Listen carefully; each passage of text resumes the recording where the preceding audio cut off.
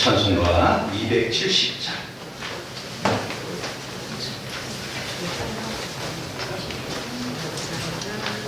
찬송가 270장. 변찮는 주님의 사랑과 거룩한 보혈의 공로를 우리 다 찬양을 합시다. 주님을 만나볼 때까지 예수는 우리를 깨끗게 하시는 주시니 그의 피 우리를 눈보다 보이게 하셨네. 우리를 깨끗게 담기는 무궁한 생명의 물일세. 생명의 구원을 받은 자 하나님 찬양을 합시다. 예수는 우리를 깨끗게 하시는 주시니 그의 피 우리를 눈보다 보이게 하셨네. 십자가 단단히 붙잡고 날마다 이기며 나가세. 머리에 면류관 쓰고서 주 앞에 찬양할 때까지 예수는 우리를 깨끗게 하시는 주시니 그의 피 우리를 눈보다 보이게 하셨네. 아멘. 이 시간 다 같이 기도합니다. 이 시간 다 같이 기도할 때 우리 신덕교회는 이게 벌써 기도 제목만 한 18년째 된 것 같아요. 첫 번째는 세계 평화를 위해서, 우크라이나 전쟁, 그리고 또 이스라엘 하마스 그 지역의 분쟁, 그리고 우리 동북아시아의 위협들. 지금 이제 전 세계적으로 이 세계가 전쟁의 위협이 있는 지역이고, 그 외에 뭐 반군이라든 반란 일어나는 지역이 있거든요. 이를 위해서, 그리고 또 전 세계 열방가운데 나가 있는 우리 선교사님들, 선교 사역을 위해서 이 시간 다 같이 기도합니다. 아버지 하나님, 은혜와 사랑을 감사드립니다. 아버지의 사랑을 주시고 인도해 주시어서 이 시간도 주님께서 인도해 주시고 주님 앞에 나와 예배하며 영광을 찬양하며 영광을 예배하시며 감사드립니다. 혼자하고 전쟁이 열방 가운데 평화로서 하여 주옵소서. 우크라이나와 러시아의 전쟁이 속히 종결되게 하시고 이스라엘 땅에 하나님의 평화가 있게 하시고 또한 무엇보다 나아가는 이 동북아시아의 평화가 있게 하여 주시옵소서. 전 세계 모든 열방의 평안과 자유를 누리기 부족함이 없는 역사가 있게 하여 주시옵소서. 교회 하나님, 전 세계 모든 열방 가운데 하나님의 이름의 성체님들이 하나님의 복음을 전파합니다. 저희 가는 곳마다 하나님의 나라와 역사가 나타나게 하시고 주님의 뜻을 이루게 하시고 하나님을 더욱더 영화롭게 하며 저희 가는 곳마다 모든 민족이 하나님 앞에 새로워지는 아버지 하나님, 저희 가는 곳에서 아버지 교회가 세워지고 병원이 세워지고 학교가 세워지고 영원히 우리들을 채워주는 역사가 있게 하여 주시옵소서. 우리 믿음의 성장들 가정과 자녀들을 지켜주시고 저희가 하는 곳곳에서 하나님의 나라가 확장되어지는 역사가 있게 하여 주옵소서. 예수 그리스도의 이름으로 기도하옵나이다. 아멘. 한 번 더 기도할 때 우리 교회와 또 여러분들의 교회와 또 우리 한국교회를 위해서 이 나라와 민족을 위해서 한 번 더 기도합니다. 아버지 하나님, 은혜와 사랑을 감사드립니다. 아버지 하나님, 세우신 교회 위에 하나님의 야복을 더해 주시고 이 세상 가운데 하나님의 나라가 확장되게 하시고 교회 하나님의 신도교회를 통해서 지역 복음화에 앞장서게 하시고 또 지역에 있는 많은 분들에게 하나님의 복음을 왕성하게 증거하는 역사가 있게 주옵소서. 우리 한국교회에 있는 교회들마다 하나님의 맡겨진 사명을 잘 감당하는 교회가 되기를 원합니다. 은혜를 더하시고 긍휼을 주셔서 또 세우신 목사님들과 그들을 통해서 하나님의 복음을 더욱 왕성하게 이루어지게 하시고 교회의 역할을 감당하게 하시고 특별히 하나님 한국교회 위에 은혜와 복을 더하여 주셔서 하나님의 영광이 나타나게 하여 주옵소서. 우리 하나님께서 함께 해주시고 지켜주옵소서. 예수님 이름으로 기도합니다. 아멘. 기도하겠습니다. 아버지 하나님, 은혜와 사랑을 감사드립니다. 우리 신덕교회 수요기도회를 세워주시고 또 제3회로 이끌어가게 하심을 감사드립니다. 이 시간도 귀한 목사님을 통해서 하나님의 말씀이 증거될 때에 말씀을 듣는 우리들이 아멘하며 화답하는 시간을 되게 하여 주옵소서. 이 시간도 귀한 예물 하나님 앞에 올려드린 귀한 성도님들이 있습니다.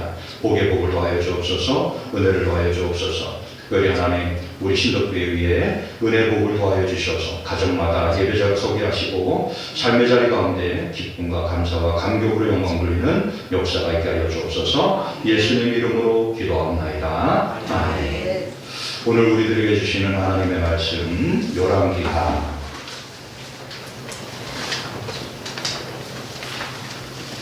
6장 8절로 17절까지 말씀입니다. 열왕기하 6장 8절로 17절까지 말씀, 구약성경 570페이지 있습니다. 한 절씩 교독하고 마지막 절은 다 같이 읽도록 하겠습니다. 그때 아람 왕이 이스라엘과 더불어 싸우며 그의 신복들과 의논하여 이르기를 우리가 암내아 때 진을 치리라 하였더니 하나님의 사람이 이스라엘에게 영내에 이르되 왕성과 곳으로 지나가지 마소서. 아람 사람이 그곳으로 나오나이다 하는지라. 이스라엘 왕이 하나님의 사람이 자기에게 말하여 경계한 곳으로 사람을 보내 방비하기가 한두 번이 아니지라. 이러므로 아람 왕이 말하여 그 신복들을 불러 이르되 우리 중에 누가 이스라엘 왕과 대통하는 것을 우리에게 말하지 아니하느냐 하니 그 신복 중에 한 사람이 이르되 우리 주 왕이여 아리로소이다. 오직 이스라엘 선지자 엘리사가 왕이 침실에서 하신 말씀을 이스라엘 왕에게 고하나이다 하는지라. 왕이 이르되 너희는 가서 엘리사가 왕에게 말하노라. 내가 사람을 보내어 그를 잡으리라. 왕에게 하여 이르되 보라 그가 도망에 있도다 하나이다. 왕이 이에 말과 병거와 많은 군사를 보내매 그들이 밤에 가서 그 성읍을 에워쌌더라. 하나님의 사람이 사원이 일찍 일어나서 나가보니 군사와 말과 병거가 성읍을 에워쌌는지라. 그의 사원이 엘리사에게 말하되 내 주여 우리가 어찌하지 그러하니. 대답하되 두려워하지 말라. 우리와 함께한 자가 그들과 함께한 자보다 많으니라 하고 기도하여 이르되 여호와여 원하건대 그의 눈을 들어서 보게 하옵소서 하니 여호와께서 정면에 보시매 그가 보니 불말과 불이라노라. 산에 가득하여 엘리사를 불렀더라. 아멘. 이 시간 우리 강학종 목사님 나오셔서 도단성의 엘리야라고 하는 말씀으로 전해주실 때에 큰 은혜의 시간이 되었으면 좋겠습니다. 목사님 먼저 나오셔서 말씀 전부하시고 수요기도 마친 후에 북코스 같이 하고 또 목사님과 대화하는 시간들도 만들려고 하니까 기다리시면 좋겠습니다.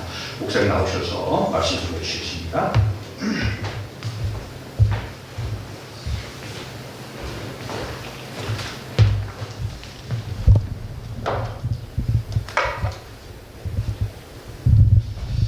이스라엘 북쪽에 아람이라는 나라가 있습니다. 지금으로 하면 시리아예요.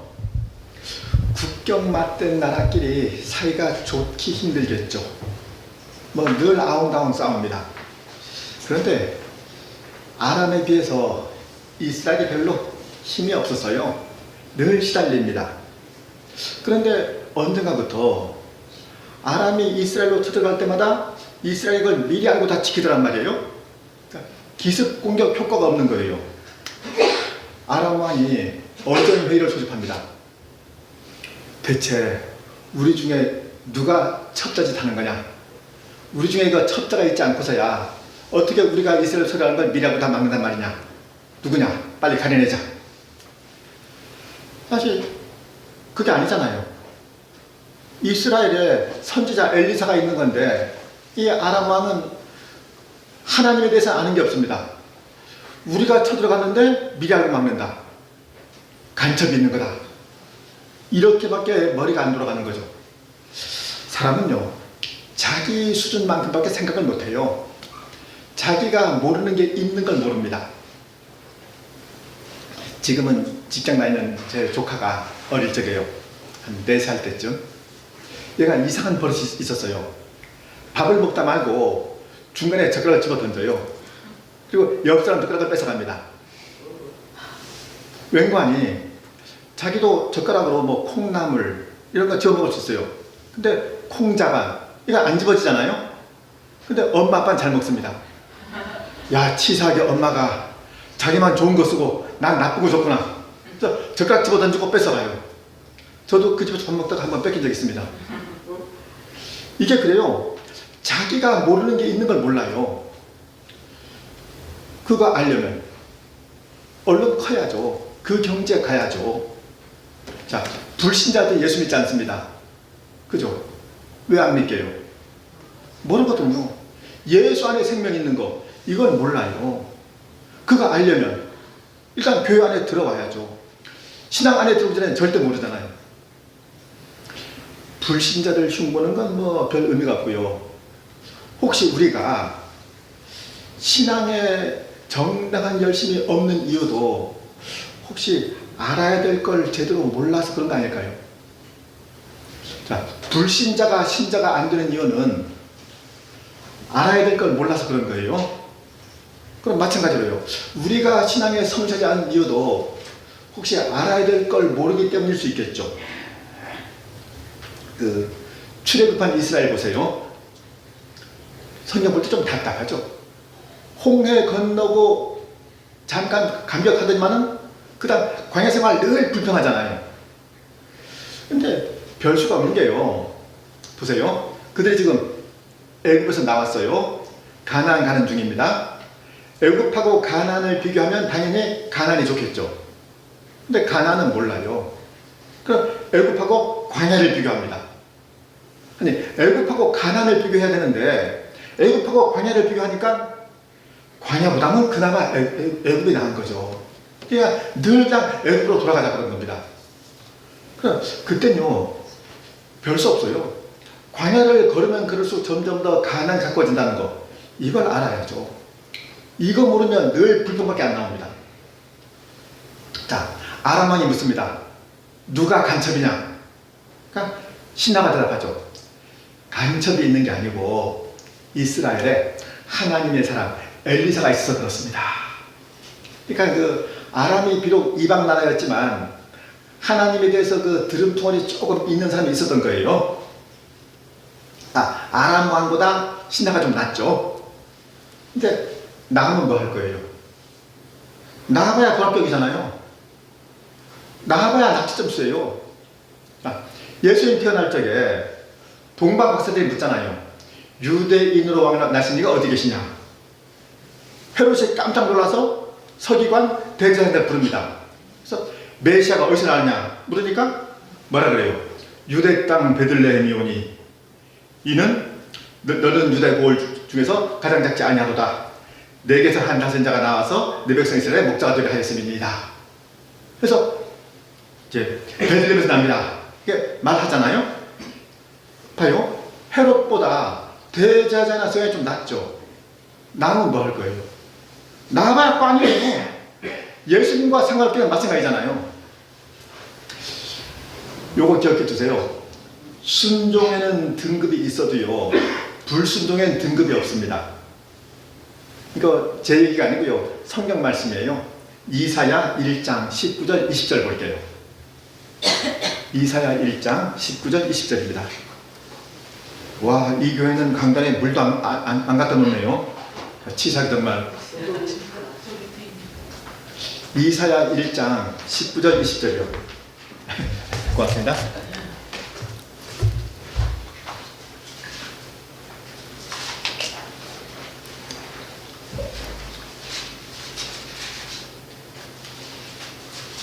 이사야 1장 19절 20절 제가 읽을게요. 너희가 즐겨 순종하면 땅의 아름다운 소산을 먹을 것이요 너희가 거절하여 배반하면 칼에 삼켜지리라. 여호와의 입의 말씀이니라. 자, 잘 보세요. 즐겨 순종하면 땅의 아름다운 소산을 먹습니다. 마지못해 억지로 순종하면 없어요. 즐겨 순종해야 땅의 아름다운 소산을 먹습니다. 거절하여 배반하면 칼에 삼켜집니다. 이런 자에 거절했든지 고민 고민하다 거절했든지 똑같아요. 그러니까 예를 들어 볼까요? 자, 어떤 교회에서 전교인 수련회를 가요. 근데 한 사람은 교회 행사에 아예 관심이 없습니다. 일주일에 한 번 나갈 것도 힘든데 무슨 또 수련을 또 가요. 그래서 애초에 갈 마음이 없었어요.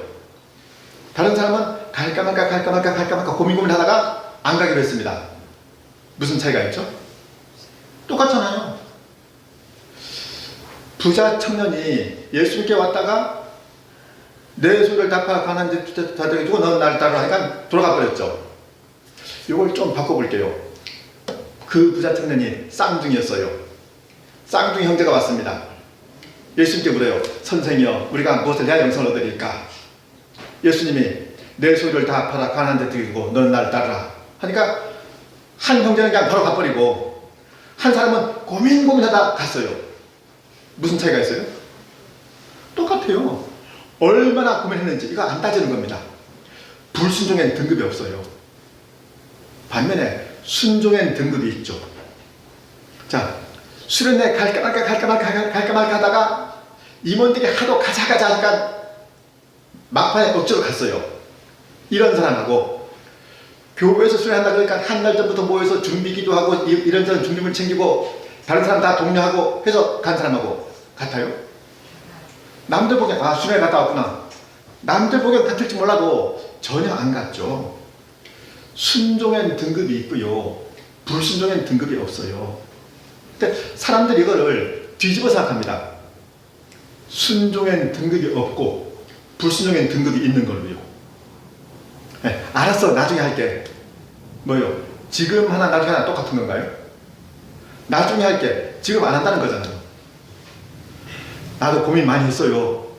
아니, 고민 많이 하면은 불순종의 순종으로 인정된대요. 성경에 나오는 사람 중에 고민을 제일 많이 한 사람이 아마 빌라도 아닐까요?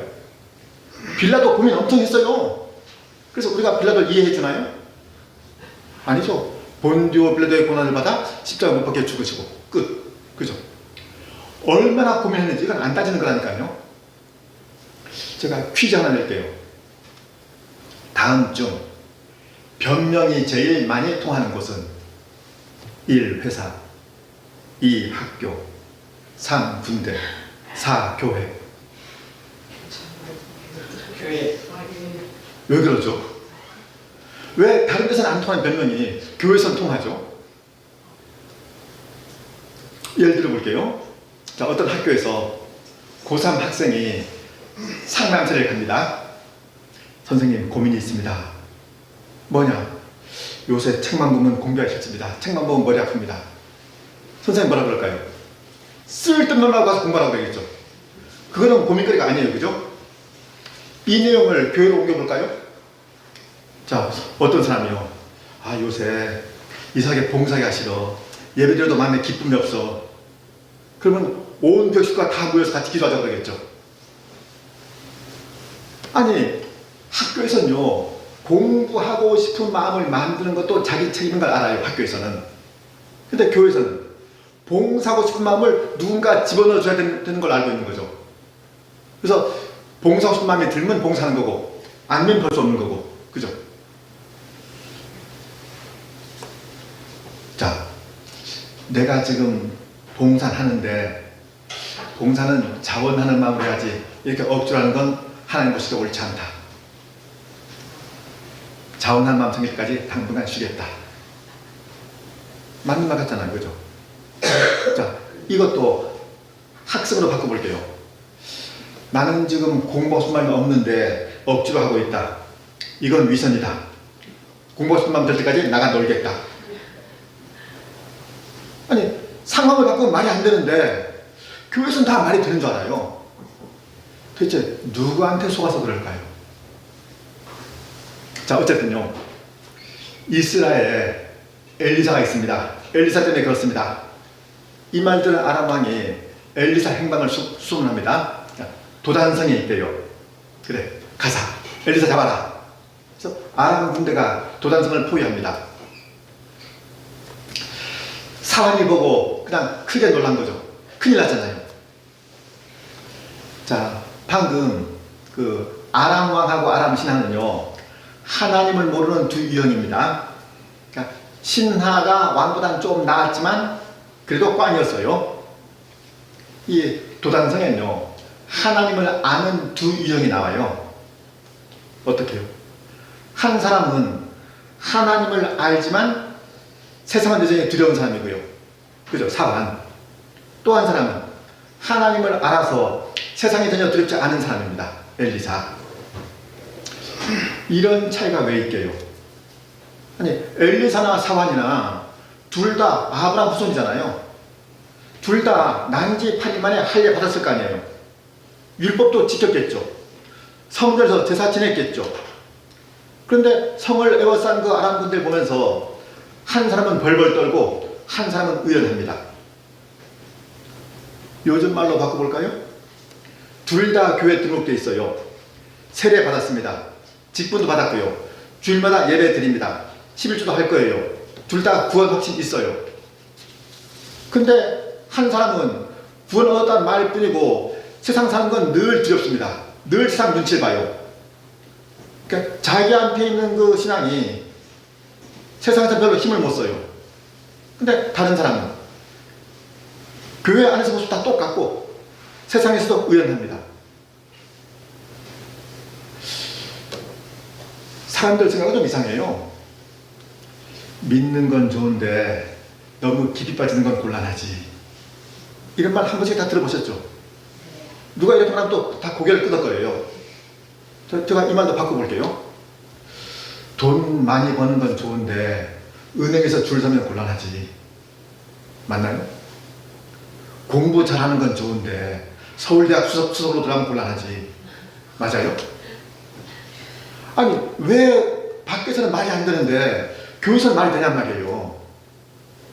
이 그러니까요, 논리적으로 그게 맞는 말이라서가 아니고 사람이 심정적으로 하나님 반대편에서 그래요. 우린요, 하나님 쪽으로 가는 말보다 하나님 반대쪽 말이 훨씬 더 귀에 속했던 사람들입니다. 자, 오늘 본문에는요, 그러니까 하나님을 아는지 모르는지에 따라서 네 유형의 사람이 나와요. 아람 왕, 아람 신하, 엘리사, 사반. 그러니까 하나님을 모르는 중에 조금 나은 사람, 덜한 사람.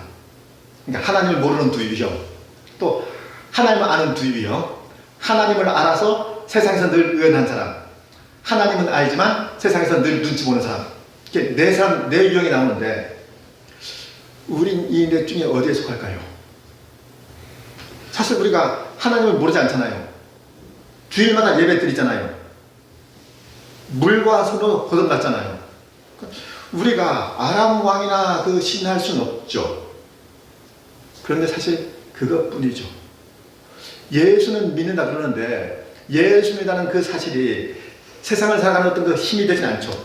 그냥 믿기만 하죠. 성경에는 그 엘리사하고 사반하고 양극단만 나옵니다. 그러니까 하나님을 알면서도 늘 세상을 무서워하는 사람하고 하나님을 알아서 세상에 전혀 두렵지 않은 사람하고 양극단만 나오는데 실제로는 안 그렇죠. 두 극단만 있는 게 아니고 중간에 수북한 그 중간 단계들이 있겠죠.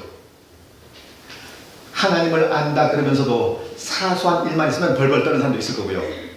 사소한 일에는 괜찮은데 그보다 조금 더 큰 일엔 걱정하는 사람도 있을 거고요. 뭐 거기까지 괜찮은데 그보다 더 중요한 일 닥치면 신경 쓰는 사람이 있을 거고요. 이렇게 수북한 그 중간 단계들이 있을 겁니다. 그죠? 학교에서 시험 보면 그러잖아요. 뭐 빵점 100점 둘만 있어요? 물론 100점도 있고 빵점도 있겠죠. 그리고 그 중간에 24점, 36점, 42점, 58점, 64점 수두룩이 있잖아요. 그러니까 결국 신앙은요, 처음부터 다 100점 맞는 게 아니고요, 현재 자기 자리에서 한 칸씩 앞으로 나아가는 겁니다. 늘 제자리에 있으면 안 되죠. 그러니까 신앙 열림에 따라서 우리가 세상에서도 나이 먹으면 나이 값해야 된다 그러잖아요. 그러니까 신앙 열림에 따라서 점점 더 나아지는 모습이 있어야죠. 난 예수 믿는다, 지금도 천당 간다, 이게 전부가 아니고요, 자기가 하나님의 사랑이라는 그 사실이 세상을 살아가는데 힘으로 작용해야죠. 그리고 그런 모습이 점점 더 확대되어야죠. 분명히 신앙은요, 예수 믿은 연수하고 관계 있어야 되는 게 맞습니다. 자, 한 사람은 태권도 도장 석 달 다녔고요, 한 사람은 3년 다녔어요. 둘 실력이 똑같으면 안 되잖아요. 오래 다니면 그 값을 해야 되겠죠. 그럼 교회도요. 나 이 교회 30년 다녀. 이게 전부가 아니고 30년 다녔으면요. 3년 다닌 사람, 석달 다닌 사람보다 나은 모습이 있어야 되겠죠. 누군가 교회 왔을 적에 교회 오자마자 예수님 만나는 거 아니잖아요. 교회에 오자마자 예수님 만나는 게 아니고 자기보다 먼저 예수님을 만난 사람을 만나죠. 그리스도를 만나는 게 아니고 그리스도인을 만나죠. 그럼 먼저 믿은 사람은요. 자기보다 늦게 믿는 사람한테 자신있게 자기 뒷모습을 보여줄 수 있어야죠. 잘 보고 따라해라. 예수 이렇게 믿는 거다. 이렇게 본을 보일 수 있어야 돼요. 내 주변엔 그렇게 보고 별 사람 없는데요? 그건 별 수 없죠. 주변에 자기가 보고 별 사람 없는 건 자기 책임이 아닐 수 있습니다. 근데 자기가 남한테 본인이 못 되면요. 그거는 자기 책임이죠. 전요. 교회에서 제일 듣기 싫은 말이 부담된다 이 말이에요. 뭐가 그리 부담될까요? 예수님은 십자가에 달리는 일도 그걸 부담스럽게 여기지 않았는데 우린 별 사소한 걸 다 부담된다 그래요. 제가 우리나라 거의 모든 교회에 있는 문제점 하나를 제가 압니다. 이 문제에 걸리지 않는 교회가 아마 거의 없을 거예요. 신덕교회는 안 걸렸으면 좋겠는데 아마 걸릴 겁니다. 어떤 문제가 있는 거 아니에요? 모든 교회가 절기 때만 되면, 그러니까 부활절, 추수감사절, 성탄절은 주일이 아닐 수도 있으니까 이게 맥추절, 이 절기 때만 되면요 주일 헌금이 확 줄어들어요. 자, 앉아 계신 분 중에 목사님들 그렇죠? 그 왜 그럴까요?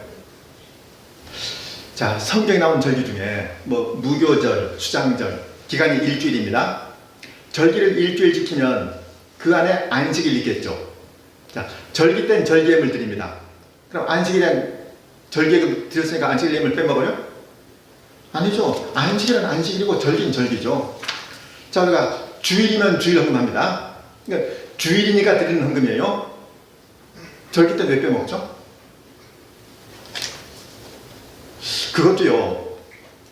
잘 생각해 보세요. 절기 때는 주일 헌금 안 드려도 된다 라고 누군가 가르쳐 준 사람 없겠죠. 자기 스스로 알아서 그렇게 하는 거죠. 고민하다 그렇게 하는 걸까요? 아무렇지 않게 그렇게 하는 걸까요? 고민도 안 해요. 아무렇지 않게 그렇게 하죠.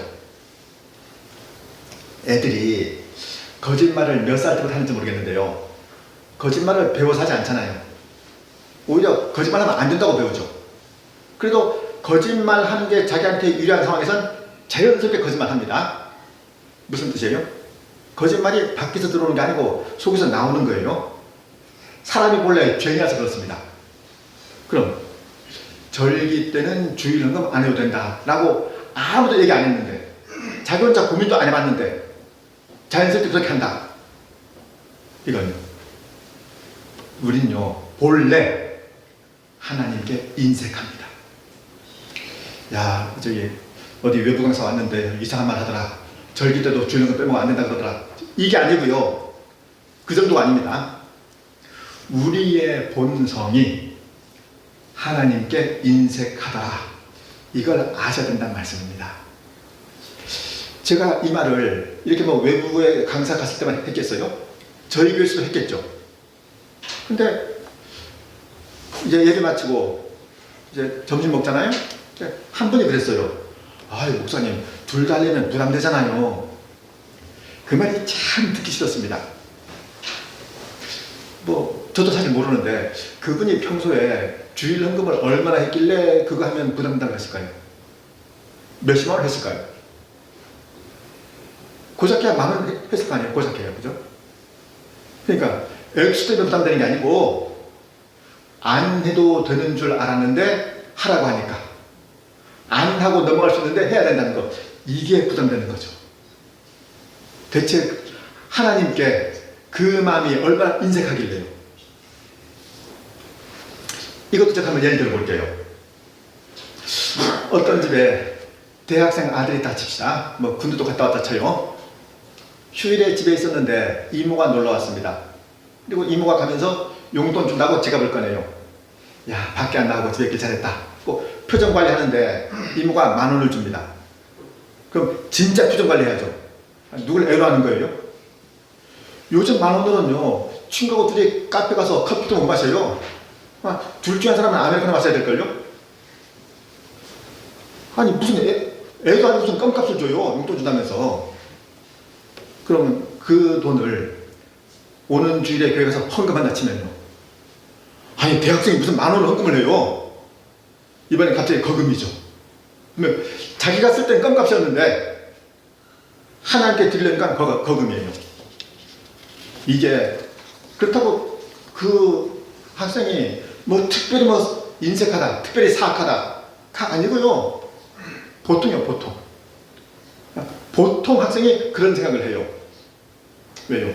우리가 그만큼 하나님께 인색해요. 우린 하나님께 덜 드리는 걸 즐겨합니다. 할 수 있으면 안 드리고 싶고요. 다시요. 네, 도단성 안을 다시 봅시다. 엘리사는 의연한데 상하는 겁에 질렸습니다. 그자 엘리사가 기도했죠. 그랬더니요, 17절 보세요.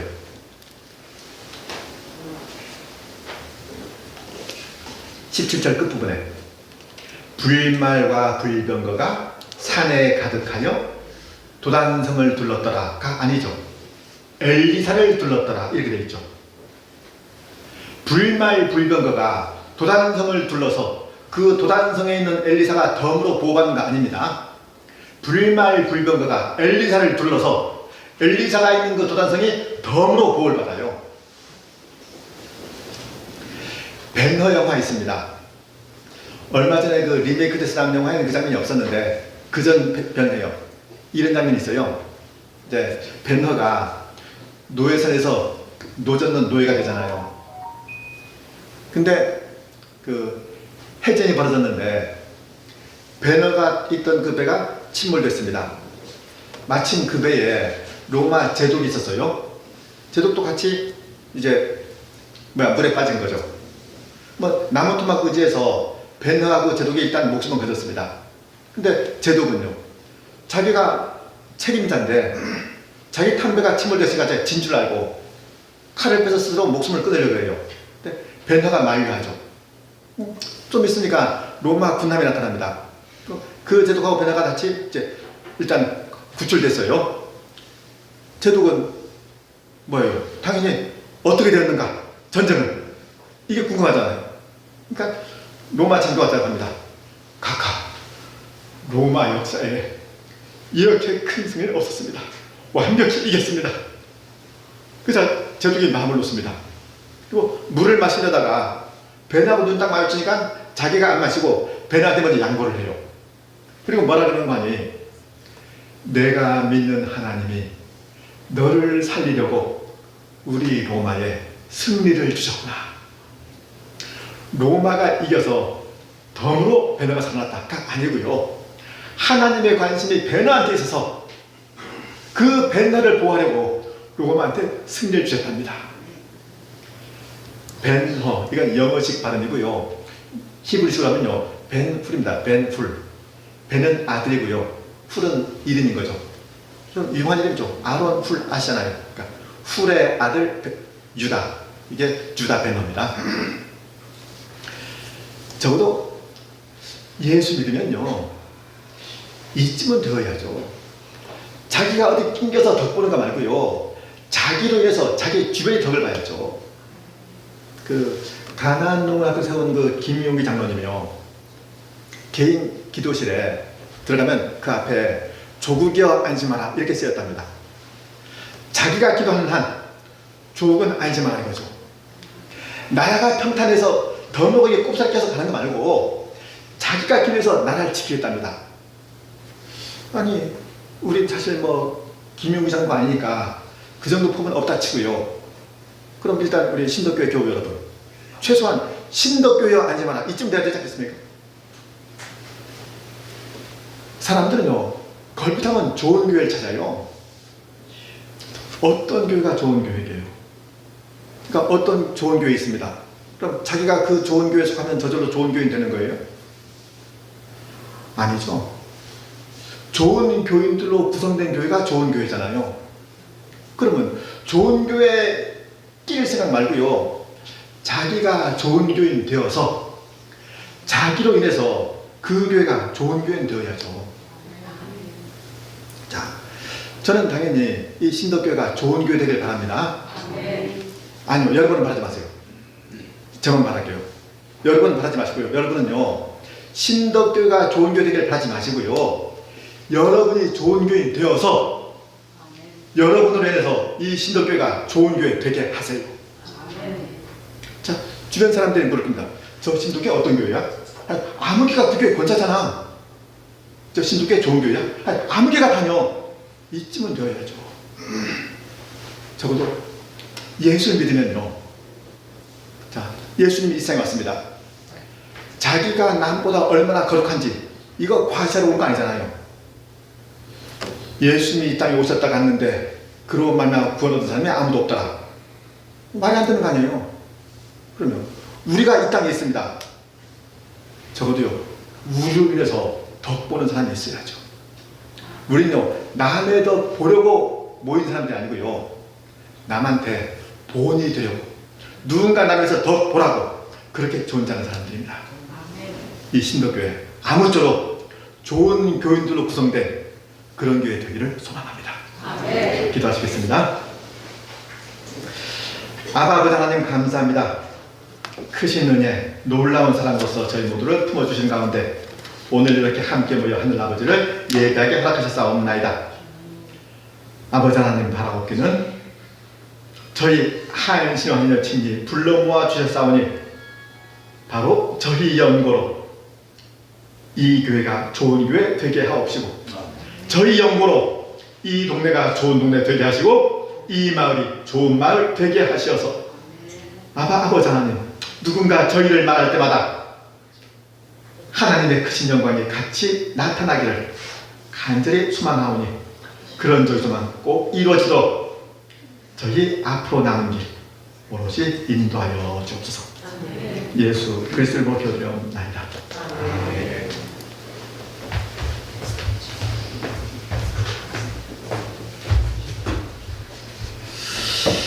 귀한 목사님을 통해서 불순종에는 등급이 있다 없다? 있다 없다? 없다. 순종에는 등급이 있다. 좋은 교회는 내가 좋은 성도가 돼야 좋은 교회가 된다. 그죠? 우리 성도님들이, 우리 목사님들 기억하시면 좋겠고, 우리 방승학 목사님, 사관님 잠깐 좀 앞으로 나오시죠.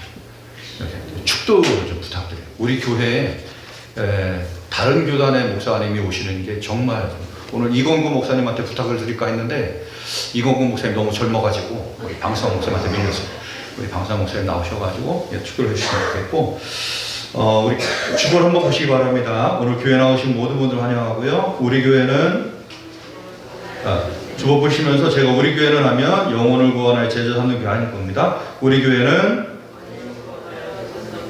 성도의 삶은 예수님을 닮는, 가정에서는, 삶 속에서는 창조적인 일을 하는, 매일 만나를, 우리 이거는 해마다 표 같은 건데, 우리 사관님 조금 나오셔요. 네, 나오셔도 됩니다.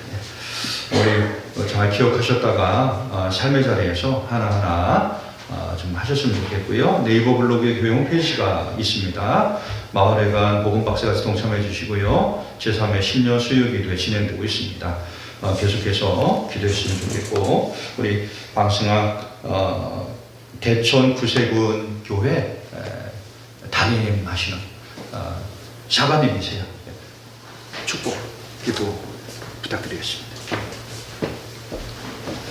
네, 지금은 우리 구주 예수 그리스도의 크신 은혜와 하나님 아버지의 크고 놀라우신 사랑하심과 성령님의 감화감동, 교통교제 역사하심이 주의 피값으로 세우신 몸된 교회와 몸된 교회를 이루고 있는 모든 또 우리 성도님들 머리 위에, 가정과 자녀 위에 지금으로부터 영원토록 함께 있기를 간절히 축원하옵나이다.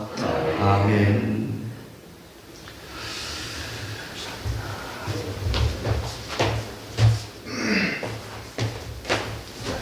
네, 바로 이어서 북콘서트 우리 목사님과 설교를 할 때는 하나님의 말씀만 한다라고 하면 북콘서트 할 때는 사적인 이야기들, 어떻게 책을 쓰고 어떻게 묵상하고 어떻게 또 전체적인 것들을 진행되는지 그런 일들에 대해서 같이 알아보는 시간을 갖겠습니다. 이 시간 잠깐 먼저 귀한 분들이 많이 오셨는데 뭐 우리 성도님들을 다 소개시키는 것보다는 오신 분들, 우리 강학종 목사님 먼저 인사할까요? 우리 강학종 목사님 책을 20권을 쓰시는 분이세요. 그리고 이렇게 정말 어떻게 보면 강남에서 제가 맨날 놀리거든요. 강남 부자라고. 그랬더니 무슨 강남 부자냐고 그러시는데 정말 귀하신 분이고 우리 그 목사님들의 설교 사역에 많은 도움을 주시고 계시는 분이세요. 우리 강학종 목사님 소개해드리고 우리 사모님도 같이 일어나실까요? 우리 강학종 목사님 사모님 오셨는데 저도 사실 우리 사모님 오늘 처음 봬요. 사모님 그냥 앞으로 오세요. 그냥 뭐 어차피 시간 많이 시간을 제가 많이 끌려고는 하진 않습니다. 그냥 우리 사모님 한번 이렇게 같이 보셨으면 좋겠다 싶어서 인사드리겠습니다. 차렷 박수 한번 주시고요. 그리고 신원 목사님, 우리 신원 목사님 춘장대교회 담임 목사님이시고요. 이은종 목사님, 우리 이은종 목사님 기억하시죠? 제1회 신덕 수요 기도회 할 때 1회 때 강사로 오셨어요. 그죠? 기억하시죠? 우리 박수 좀 더 크게 쳐주세요. 제가 보기에는 우리 신원 목사님은 내년도에 우리 아마 강사로 다 오실 거예요. 제가 왜 그러냐면 우리 시찰에 40명의 목사님 계시거든요. 수요 기도회 때 2분을 무조건 모셔요. 올해도 이제 최태선 목사님하고 한길수 목사님 모셔요. 이제 다음 주에 최태선 목사 모시고 그 다음 주에 이제 한길수 목사 모시는데 우리 시찰에 계신 분들을 2분을 무조건 모시고 또 이제 외부에서 오신 분들도 모시는데 그다음에 우리 축도해 주신 방승아 구세군 사관 일어나서 잠깐 박수 한번 쳐.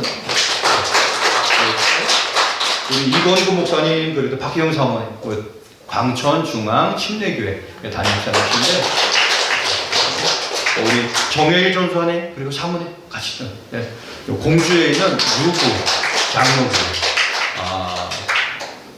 지난주에 오실까 했는데 지난주에 눈이 갑자기 많이 쏟아져가지고 이번 주 오셨어요.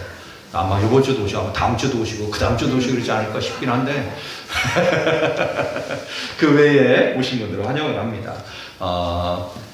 이렇게 시골교회에 많은 목사님들이 와주셔서 너무 감사하고요. 소개하는 거 마치고 이제 제가 내려가서 앞에 이렇게 자리를 하고 또 북콘서트 진행하도록 하겠습니다.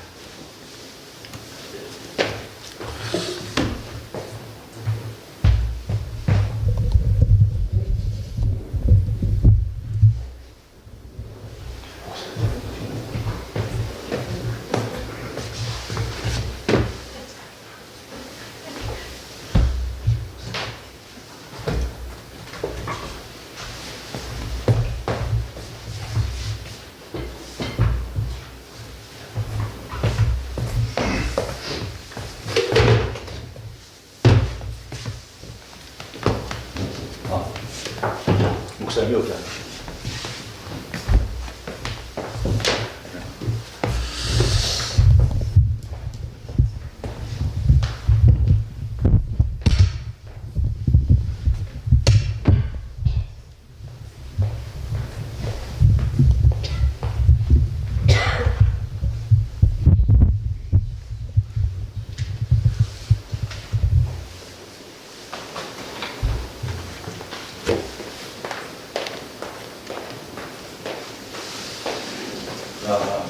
일어나셔서 인사 한번 하시고 차렷 인사하겠습니다. 우리 먼저 우리 목사님 책 20권을 쓰시게 된 쓰시게 된 계기라기보다는 20권을 출판하신 걸 축하를 드립니다. 자, 축하의 박수 한번 더 쳐주시겠어요? 우리 목사님 인사하시겠습니다. 네. 말로 좀 하셔야죠. 말로 지금 이렇게 20권을 쓰게 돼가지고, 네, 네. 뭐라고 했는데요? 강학종 목사입니다. 마이크 나오나요? 네. 원래 목사님이요 이렇게 단답형이라 우리 목사님에게 좀 약간의 그 스타성만 있었다라고 하면 진짜 전 세계에다가 내놔도 돼 그럴듯해요. 근데 그 조금이 모자라요. 제가 그래서 너무 아까워 제가. 그래서 저는 사실 실력은 없는데 뭐랄까요, 제가 이야기하고 뭐 하는 이런 게 한 가지를 가지고 10개를 우려 먹는데 이분은요 여기 100개가 있는데 하나를 못 드려. 그래가지고 제가 조금 우리 목사님 어떻게 하면 도와드릴까, 예, 그런 부분도 있고요. 우리 목사님 혹시 오늘 다 계신 분들 중에 혹시 목사님의 책 20권을 다 갖고 계신 분 계시나요? 한 분이라도. 저는 18권이 있더라고요. 제가 줘봤는데 18권이 있는데 우리 목사님 책 20권 다 외우세요? 진짜요? 자, 미션 하면 목사님 첫 번째부터. 책 나온 순서대로요. 예. 쉽게 보는 어려운 성막, 쉽게 하늘에 닿는 기도, 쉽게 보는 어려운 내위기, 쉽게 보는 어려운 요한계시록, 쉽게 보는 어려운 요한계시록 슈퍼플러스, 이스라엘 왕조실록, 이스라엘 사사실록, 하루 한 말씀, 허락하신 새 땅, 거룩한 에로스 아나, 레츠고 히브리서, 레츠고 로마서 3, 레츠고 로마서 하, 레츠고 마가복음, 레츠고 에베소서, 레츠고 야고보서. 그 다음에 잃어버린 사백년, 레츠고 빌립보서, 딸바보 예수바보. 하나 빠졌어요? 이건 나왔는데 잘못 쓰셨어요. 마가복음 나왔어요? 마가복음 안 나온다. 네, 마가복음이 나왔어요. 네. 제가 이런 사람이에요. 자, 박수 한번 쳐주세요. 사실 서네 권만 써도 순서를 잘 모를 수 있거든요. 근데 목사님 20권을 쓰시고도 이걸 다 기억하신다라고 하는. 그리고 목사님 앞으로 책을 또 몇 권이나 더 쓰실 계획이세요? 아니 목사님은 그러니까 목사님이 쓰신 책들은요 내가 돈을 내고 낸 책이 아니고 모두 출판사에서 지불을 목사님에게 인세를 받고 출판을 한 거예요. 무슨 말씀인지 아시죠? 우리가 내가 책을 내고 싶다 그러면 500만 원, 1000만 원을 딱 주고 1000불을 빼주세요. 책을 마음껏 낼 수 있어요. 근데 목사님의 책은 출판사에서 목사님에게 연락을 하고 목사님 원고를 좀 보내주십시오. 그거를 보고 이거 우리 출판사에서 2000부 계약하겠습니다. 5000부 계약. 20권이 다 이런 거라. 박수 한번 더 주세요. 이런 분이시라고. 무슨 이야기인지 아셨죠? 내가 돈이 있어서 20권을 낸 게 아니고 이분은 돈이 하나도 없어요. 우리 사모님 안타깝지만 그죠? 네. 이분은 돈이 하나도 없다니까? 근데 출판사에서 이분의 책을 내드려야 되겠다. 그래가지고 출판사에서 기꺼이 지불하시는. 자, 우리 목사님이 앞으로 또 뭐랄까 좀 준비하고 계시는 권수가 있다라면 마음으로다가는 몇 번까지 이렇게 좀 내시는. 근데 저는 그게요 방금 말씀처럼 제가 책을 내는 게 아니고 출판사에서 내는 거잖아요. 출판사에서 내줄 만큼 내는 거죠. 이 이야기는 무궁무진하다는 거예요. 그죠? 그 창세기에서부터 요한계시록까지 할 수 있으면 다 하고 지금도 보면 이거는 성경 이야기가 아니거든요. 여기는 보면 사실 이 책이 좋은 게 뭐냐면요. 제가 목사님을 만난 한 5, 6년 돼요. 그 책 중간중간에 저도 이제 설교를 할 때 우리 가정에서 아이들과 같이 먹고 자고 생활하는 이야기를 중간중간 해드리잖아요. 여기에 보면 그 목사님 20권 책 속 안에 있는 딸과의 여기서 말하면 티키타카 주고받는 이야기들이 다 들어가 있어요. 그래서 이 책 한 권에 어떻게 보면 목사님의 신학적인 그리고 가정생활, 사모님과 자녀와의 그 삶 같은 게 다 있거든요. 목사님 다음 책이 나오게 되면 어떤 책이 가장 지금 출판사에 넘어간 원고 기준으로는요 아마 한 4월이나 5월쯤에 레츠고 호세아 나올 거고요. 근데 그게 잘 팔리면 또 다음 책 나오겠죠. 안 팔리면 꽝이고요. 또 계획하시는 거예요? 출판사에 내주면 요번에 그 2025년도에 이제 강의를 좀 많이 맡으셨잖아요. 요번에 그 강의 맡으신 거예요. 그 구약에. 저기 뭐 성막하고 요한계시록 스가랴 강의 맡았는데요. 스가랴. 예, 스가랴는 책으로 다 나올 계획이 없으십니다. 아니 출판사에 내주면 나오죠. 이번에 또 저는 개인적으로 이 스가랴가 좀 어렵거든요. 우리 목사님들이 스가랴에서 많이 좀 섣불리 이렇게 뭐랄까 좀 다가가지 못하는데 저는 개인적으로 스가랴가 좀 빨리 나왔으면 좋겠다 이 생각이 들어요. 그래서 스가랴도 한번 강해 설교. 저도 이제 목사님 우리 성도님들은 아실 거예요. 제가 한 3년 전부터 강해 설교하잖아요. 그 목사님 거를 가지고 베이스를 깔고 거기에다가 우리 교회 상황에 맞춰서 하거든요. 그래서 이제 신약을 하는데 이제 구약을 좀 가서 한번 했으면 좋겠다 이런 생각이 들어요. 자, 우리 목사님 책을 지을 때 전체적인 맥락이라고 그러잖아요. 그 맥락을 어떻게 잡고 가세요? 그 책 제목을 하실 때, 뭐 요한계시록을 내가 쓰겠다 할 때 맥락은 처음부터 얘기하면요. 이제 질문하고 좀 답이 될지 모르겠는데 제가 책을 좀 일찍 썼어요. 부목사 시절에 제 설교를 유난히 좋아하는 장로님이 계셨거든요. 그래 그분이 설교가 일정 분량 모이면 그거를 그 마스터인으로 제보를 해주셨어요. 그럼 그렇게 해주면 제가 그걸 친구들한테 하나씩 나눠주고요. 그런데 한 번은 그 청년회 수련회 때 성막을 강의를 했는데 성막 강의한 것도 그렇게 만들어주시길래 친구들한테 돌렸단 말이에요. 근데 마침 제 친구가 있는 교회 장로님이 베드로선 출판사 이름입니다. 베드로선 사장님이었어요. 그분이 우연히 교육제시에 왔다가 그걸 본 거예요. 야 이거 재밌는데 이거 책을 낼 수 없습니까? 그래서 연락이 왔더라고요. 책 내주겠다는데 마다할 이유가 없잖아요. 그래서 쉽게 보는 어려운 성막이라고 제일 처음 나온 책인데 뭐 나이 40도 되기 전에 책이 나왔어요. 책 한 권 나오니까 좀 욕심 생기잖아요. 또 저한테 그 제본된 게 있었으니까는 그걸 들고 출판사 찾아갔죠. 또 뭐 책 낼 만한 거 없습니까? 했더니만은 주기도문 강의 괜찮다고 그게 하늘에 닿는 기도란 제목으로 두 번째 책 나왔고요. 제가 이제 개척을 했습니다. 보면 대부분 다 그러잖아요. 그 새벽 예배 때 창세기부터 이제 하루에 한 장씩. 제가 새벽에 창세기 강의하고 출애굽기 하고 했는데 레위기에서 걸렸습니다. 이제 창세기 출애굽기는 원고 없이 설교가 가능했는데 레위기는 원고 없이 못하겠더라고요. 그래서 원고를 썼어요. 원고 써서 레위기 다 마친 다음에 야, 성막도 책으로 나왔으니까 이거 레위기도 책으로 나올 수 있지 않을까. 그래서 출판사에 연락을 했죠. 이런 게 있는데 괜찮습니까? 했더니만 좋대요. 그래서 쉽게 보는 어려운 레위기로 이제 세 번째 책이 나왔는데 엄청 안 팔렸어요. 출판사에서 손해봤대요. 그러니까 그 다음부터 책을 안 내주대요. 그러니까 제 생각에 이거 참 원고 괜찮은데 보내면 안 된대요. 사실 제 원고로 책을 냈다가 손해봤으니까 뭐 조심스러운 게 맞죠. 근데 좀 서운하더라고요. 이게 보내는 원고보다 그냥 까이기를 무려 15년 동안요. 그러다가 이제 베드로선 사장이 바뀐 걸 제가 알게 됐습니다. 사장님이 바뀌었다는 얘기 듣고 다시 한번 또 트라이를 했어요. 그때 그 요한계시록 원고로요. 그리고 이제 통화를 했는데 그분이 과천교회 장로님이시래요. 근데 과천교회 담임 목사가 마침 저하고 동기입니다. 주현신 목사요. 그럼 당연히 교회 가서 그 담임 목사한테 제 얘기를 물어봤겠죠. 혹시 가학점수 아십니까? 어떻게 아십니까?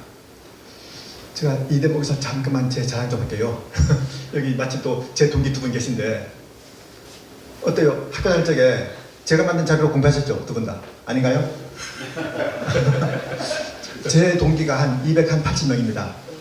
270명이 제가 만든 자료로 공부했어요. 그러니까 제가 예상 문제를 잘 뽑으면 동기 전체 성적이 좀 올라가고 제가 잘 못 뽑으면 좀 떨어지고. 잠깐만요. 동기 목사님 맞아요 틀려요?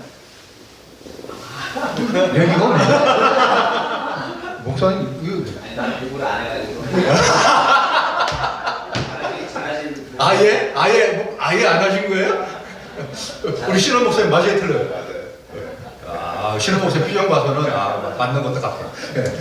좀 이따 이기정 사원도 물어봐요. 그러니까 제가 학교 그렇게 다녔단 말이에요. 그러니까 이제 뭐 사실 그 신학생들은요 과제가 엄청 많아요. 그래서 학교 갔다 와서 과제하다가 학교 갔다 와서 과제하다가 학교 갔다 와서 과제하다가 주일날 가서 교회 사역하고 근데 시험 때가 되면은요, 진짜 시험 범위 한번 읽기도 힘들거든요.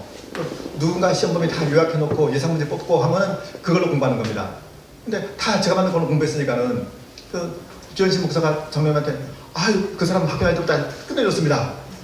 그래서 그렇게 해서 그 쉽게 보는 어려운 요한책 나왔는데 제가 그때 이제 생각했어요. 이게 엄살 아닙니다. 진짜로요. 지금도 그래요. 이 책 안 팔리면 이게 내 마지막 책이다. 그런 마음으로 계시록 나오고 왕조실록, 사실록 쭉 나왔는데 한 번은요. 이제 부산에서 그 장애인 사역하시는 분인데 이분이 그러니까 뭐요 기독교 서적을 점자로 바꾸는 이제 그 일을 하세요. 그러니까 이런저런 그 출판사를 많이 알죠. 연락이 왔더라고요. 목사님 혹시 베드로서원에 뭐 전속교약도 있습니까? 그러니까, 아니요. 근데 왜 책이 다 거기서 나옵니까? 다른 출판사에서는요 저를 상대를 안 해줘요. 그랬더니 그분이 아이 그럼 제가 다른 출판사 좀 연결해줘도 되겠습니까? 그러니까, 아이 고맙죠. 그래서 같이 세운북사인데 그 사장님 같이 만났습니다.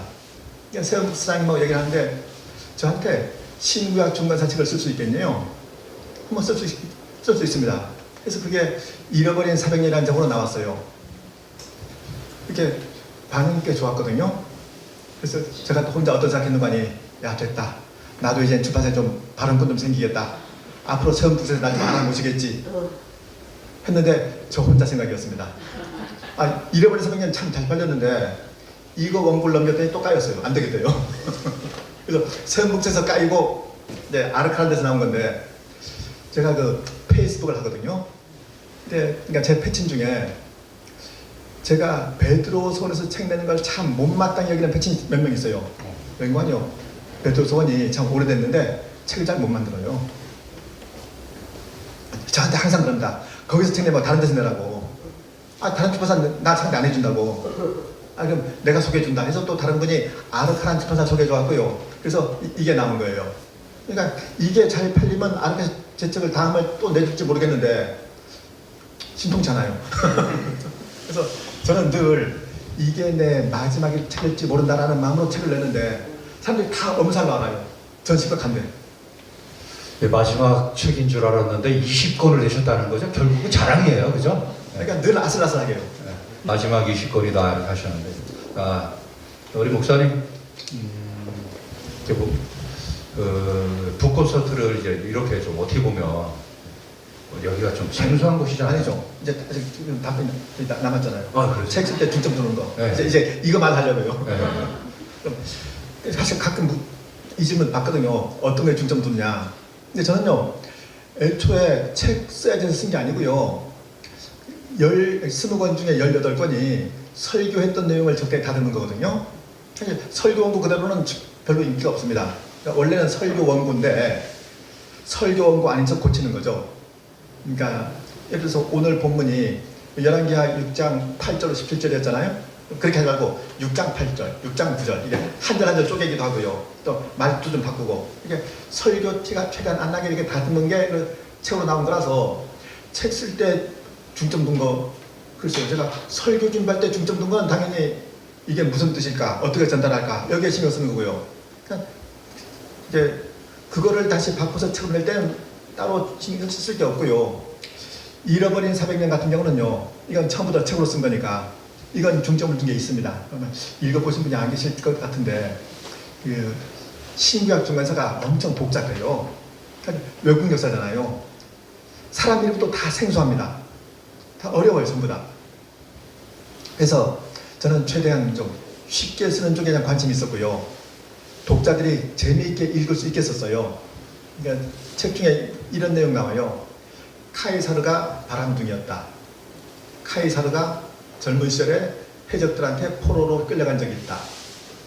또 카이사르 죽을 적에 브루투스 넘어져라고 한국어 죽은 걸로 아는 사람이 많을 텐데 그건 실제 카이사르가 한 말이 아니고 셰익스피어 희곡에서 나온 말이다.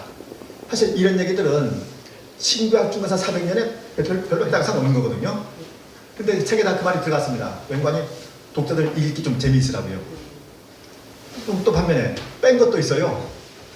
예, 알렉산더 죽은 다음에 헬라 제국이 넷으로 갈라집니다. 애굽, 시리아, 소아시아, 마게도냐. 이렇게 넷으로 갈라지는데 애굽을 차지한 사람이 프톨레미고요. 시리아가 셀루커스, 마게도냐는 카산더, 소아시아가 리시마쿠스. 이렇게 넷이서 갈라먹는데 이걸 쓰려니까는 사실 여러분 자 지금 프톨레미, 셀루커스, 리시마쿠스, 카산더 다 처음 듣는 이름이죠. 그럼 이걸 독자들이 다 모르는 이름인데 굳이 써야 될까? 근데 이스라엘을 설명하려면은 애굽하고 시리아는 들어가야 됩니다. 그럼 프톨레미하고 셀루커스는 썼어요. 그럼 이건 설명할 별수 없어요.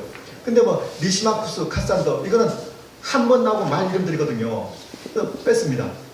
굳이 이건 모르는 이름 한 번 더 써서 독자들을 어렵게 만들 이유가 없어요. 예스 24나 뭐 교보문고 알랍 이런 거 기독교 서적 들어가서요. 뭐 로마서로 검색하면은 한 500종 나옵니다. 로마서 책이 그만큼 많아요. 뭐 에베소서 200종 넘습니다. 근데 신구약 중간사는요 14권 나와요. 그러니까 신구약 중간사 책에 14종류가 있는 거죠. 그냥 저 빼고 13종이요. 그 13종이요. 저자가 전부 다 박사예요. 전부 다 외국에서 역사 진학으로 박사학위 받은 사람들입니다. 저는 근데 가방끈이 짧거든요. 저는 MDB 하기 뿐이에요. 그래서 엄살이 아니고요. 제 책이 제일 학술성이 떨어지고요. 전문성이 없어요.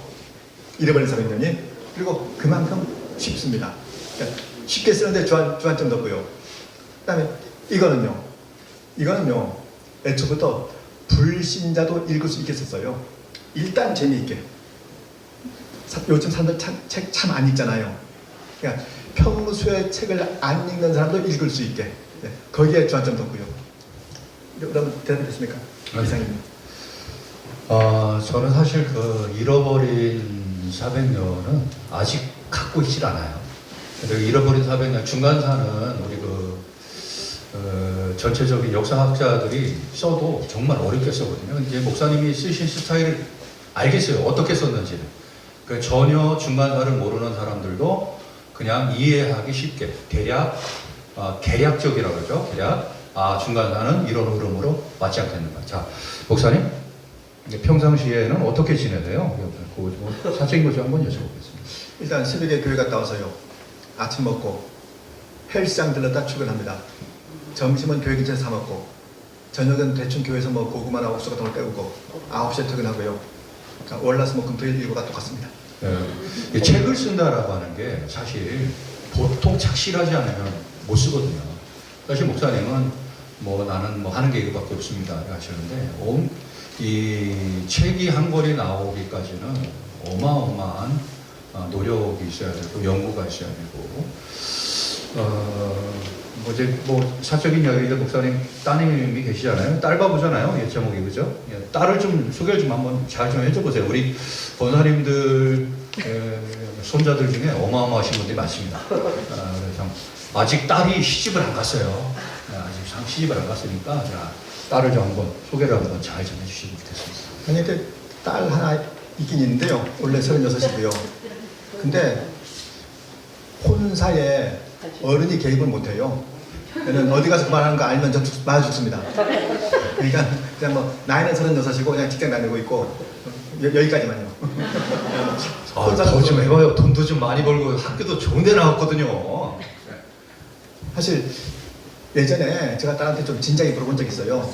야 어떻게 아빠가 친구 좀 동원해볼까?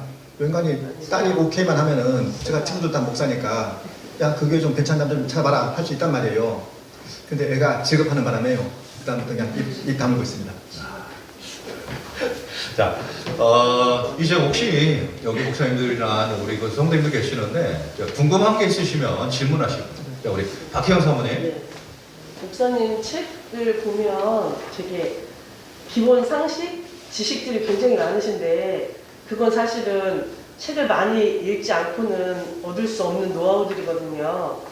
궁금한 거는 목사님 어린 시절부터 책을 좋아하셨는지 그리고 어떤 계기로 뭐 책을 좋아하셨다면 어떤 계기로 책을 좋아하셨는지 그리고 책 한 권 읽을 적에 뭐 시간이 대략 얼마큼 정도 걸리시는지 그런 게 조금 궁금합니다. 가끔 저한테 묻거든요. 어떻게 하면 책을 많이 쓰냐고. 그럼 전 있는 그대로 대답을 합니다. 사람이 게을러서 그렇다고. 일단 저 밖에 안 나가요. 귀찮잖아요, 나가는 거. 하루 종일 상대실 틀밖에 혼자 지냅니다. 그럼 뭐 하겠어요? 책이나 써야지. 그럼 마찬가지죠. 하루 종일 틀밖에서 책만 쓰겠어요? 책 읽기도 하겠죠. 그러니까 아무래도 책을 좀 많이 읽었을 거예요. 요즘은 사실 책 쓰느라고 못 그러는데요. 요즘같이 그 책 쓰기 전에 출판사에서 늘 까이고 할 적이에요. 그때 1년에 한 500권씩 한 5년간 읽은 것 같아요. 됐습니까? 그리고 목사님이 어린 시절에 공부를 잘하셨어요. 왜 그러냐면 사모님하고 초등학교 동창이거든요. 공부를 못하는 남학생 여자분이 따라가 다니겠어요? 쫓아가겠죠, 그죠? 이 사모님 맞죠? 초등학교 동창이시죠?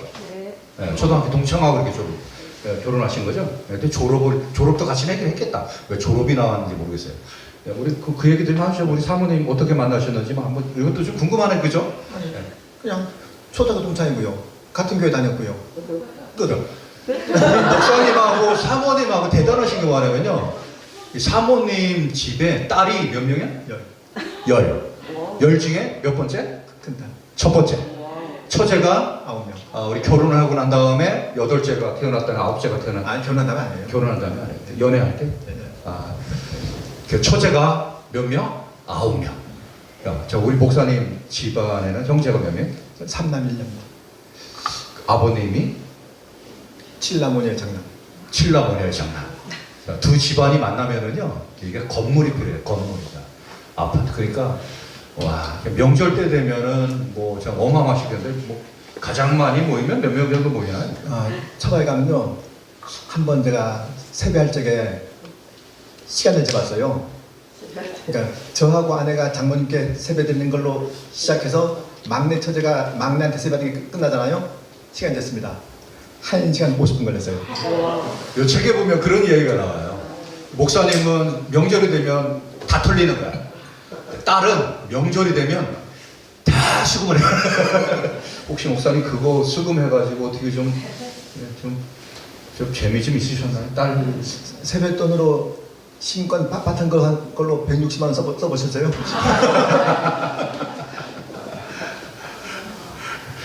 자, 마지막으로 하나만 더 질문할까요? 마지막으로 혹시 궁금하신 분 있으신가요? 그러면은 목사님 혹시 우리 목사님이나 성도님들 중에 제가 이게 책을 이렇게 했어요. 이게 원래는 16,000원 하는 건데 제가 이거 10,000원에 팔면 어떻겠냐 했더니 목사님 15,000원 해야 됩니다. 자기도 목사님도 16,000원에 이걸 구입을 하신다는 거예요. 우리 성도님들 중에서 사실 우리 사인을 하면 오래 걸릴 것 같아가지고 미리 여기 강학수 목사님 사인을 했습니다. 사실 분들은 이따가 마치고 저한테 말씀을 하시면 될 것 같고요. 우리 단체 사진 한번 찍겠습니다. 나오셔가지고 뒤로다가 이렇게 쭉 서셔가지고 단체 사진 아니면은 목사님 여기 앉으시고 이렇게 사진 한번 찍을까요? 어떻게 찍나요? 그게 나을 것 같아요. 우리 목사님 옆에 쉬고 이렇게 찍는 걸로 하고 마치는 걸로 한번 해보겠습니다. 어떻게 하면 되나요? 목사님 여기 앉으시죠.